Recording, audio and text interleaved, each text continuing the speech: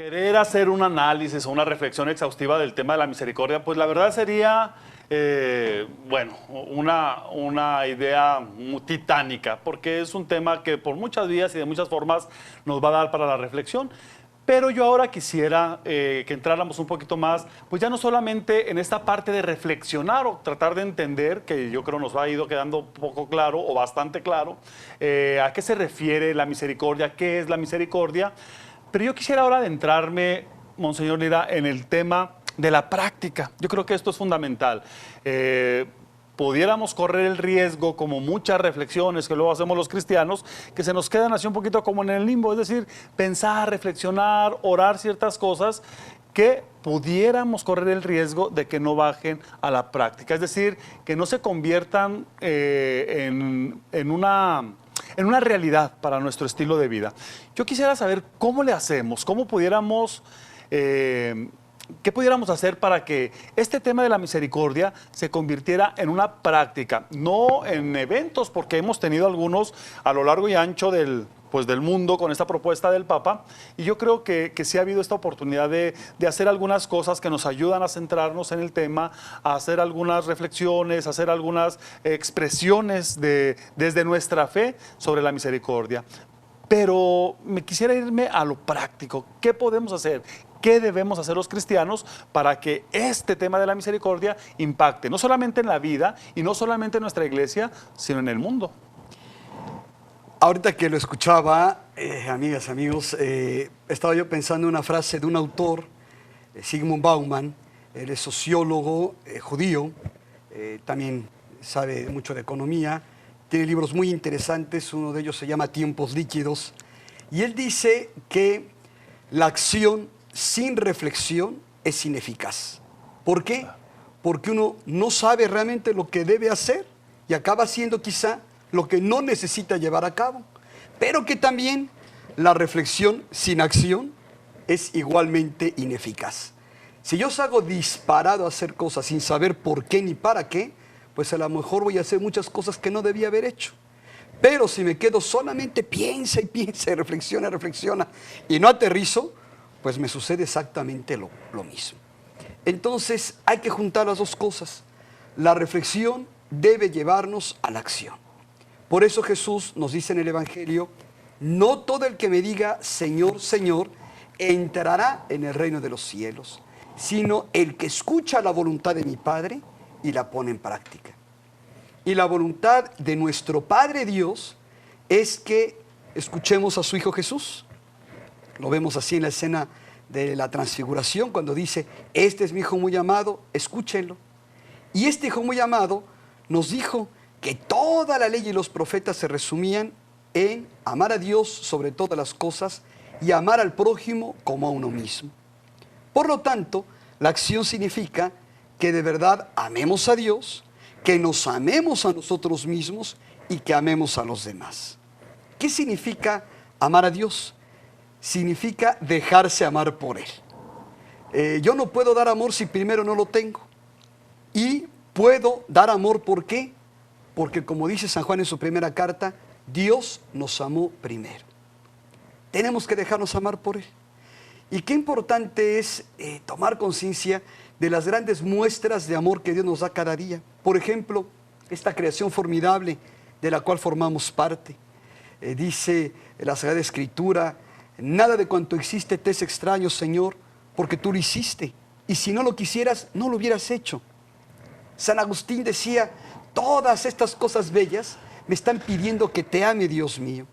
El Papa Francisco, en su encíclica Laudato Si, dice todo.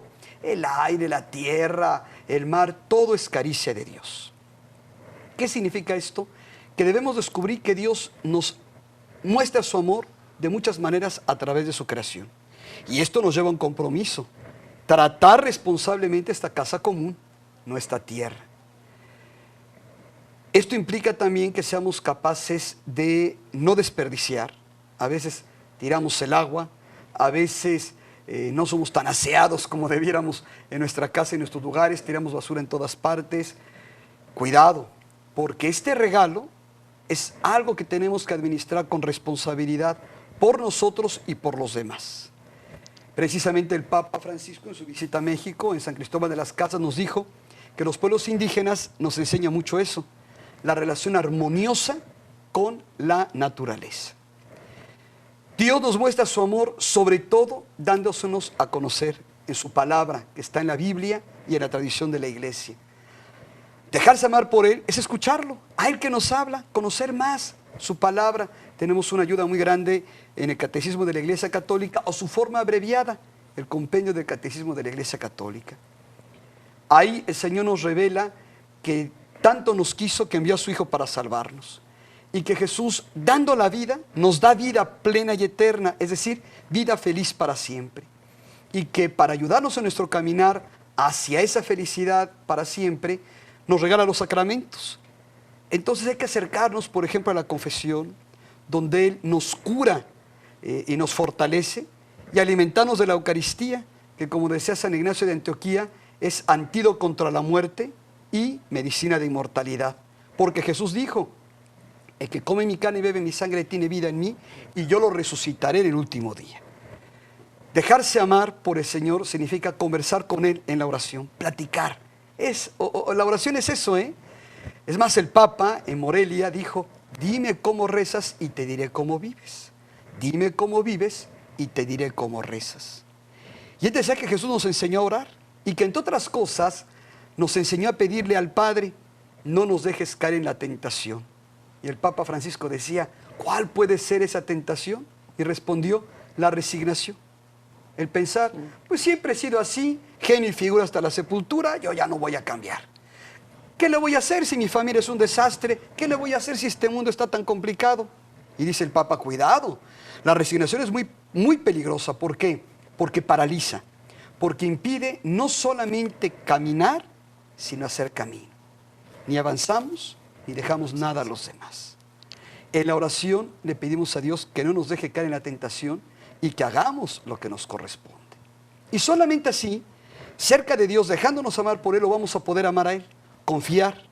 Y podremos también amarnos a nosotros mismos, porque eso es importante, ¿eh? Hay personas que luego ve uno cómo hablan, cómo actúan, y dice uno: bueno, ¿y este para qué quiere enemigos si ya se tiene?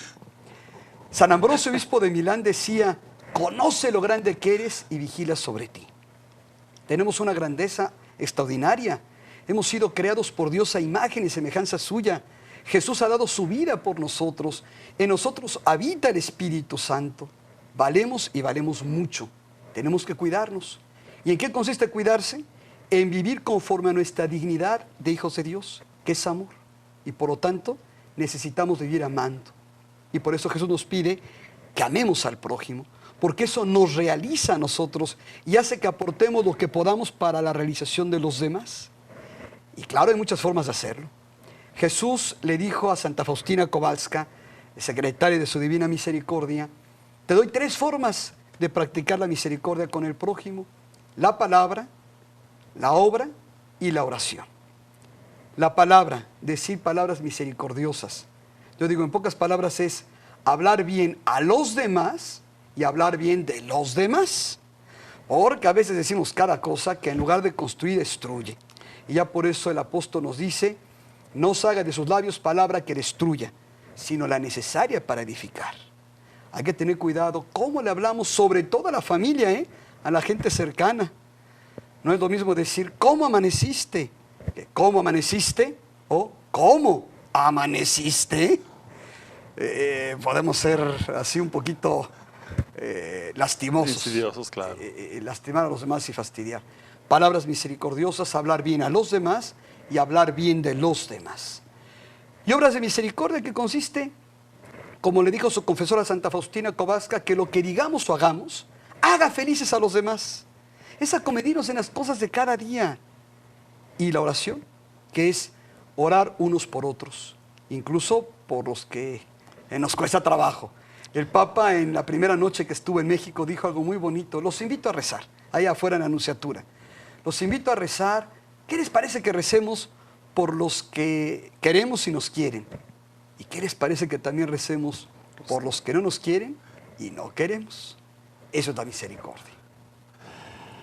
Pues bien, qué importante. Y me quedo con esto del inicio porque qué interesante es entender que la misericordia entonces no es otra cosa sino esa experiencia de Dios y con Dios. Es decir, me encanta este punto de entender que yo no puedo hacer nada misericordioso, no puedo tener esta expresión del amor si yo no he sido amado desde el principio, si no me siento amado. Yo creo que entonces la invitación sería primero acercarnos a esta relación con Dios, mantener esta intimidad con Él, dejarnos abrazar, dejarnos amar por Él, para que entonces todas nuestras acciones se vayan viendo permeadas, se vayan viendo iluminadas, movidas por este amor a Dios, porque luego yo creo que no es novedad. Muchos pensamos hacer obras de misericordia, tendríamos que hacer grandes cosas. De pronto pensamos, no, pues no sé, abandonar por un tiempo mi casa, irme a hacer una misión a un lugar lejano, o tendría que juntar. Hay gente que dice, me gustaría tener muchísimo dinero y entonces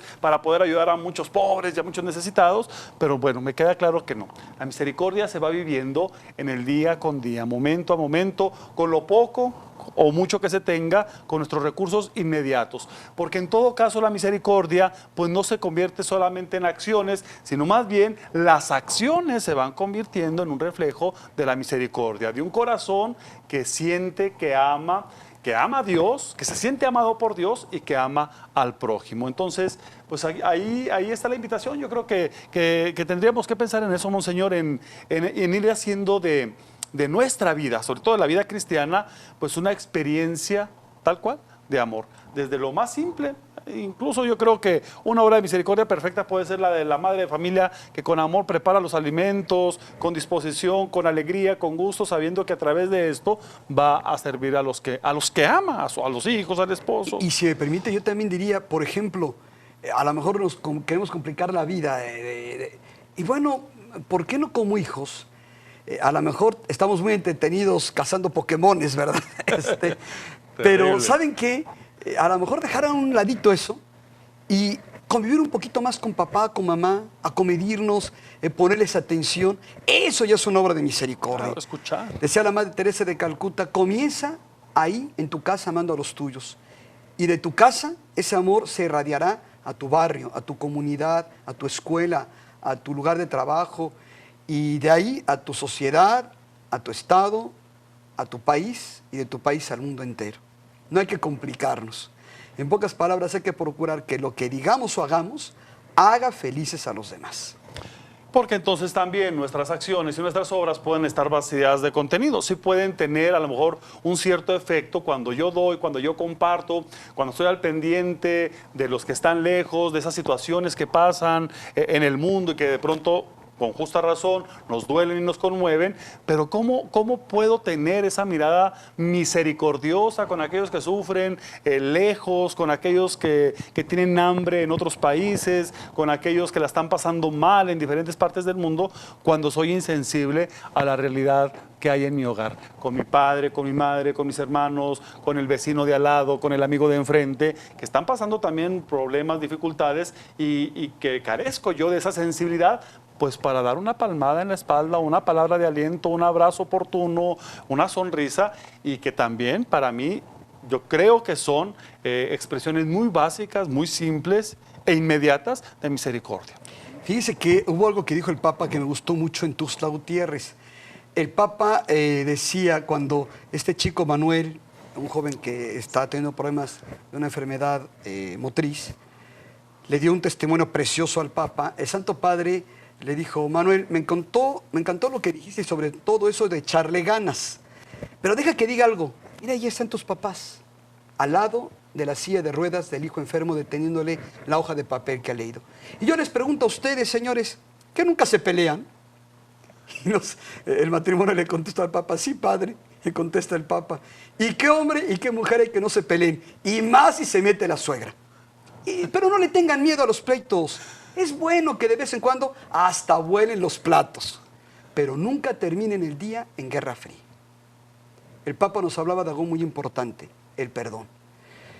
No pensemos que todo va a ser perfecto cuando somos misericordiosos. Puede que haya pleitos con el esposo, la esposa, papá, mamá, la suegra, con las cuñadas, con los vecinos, con los compañeros de escuela, de trabajo. Es lo normal en la vida humana, que tengamos dificultades. Tengámosle miedo a guardar rencor, a pagar con la misma moneda y a iniciar una guerra fría. Porque eso sí nos acaba. Es donde hay que aplicar esa otra parte de la misericordia, que es saber reconocer los errores y con mucha valentía pedir perdón. Y perdonar al que nos ha lastimado. Porque como decía San Juan Pablo II, no podemos vivir prisioneros del pasado, con la herida abierta y siempre sangrante de rencor. Hay que abrirse a la experiencia liberadora del perdón. Y esto todos los días. Así construiremos misericordia, daremos misericordia en la vida cotidiana.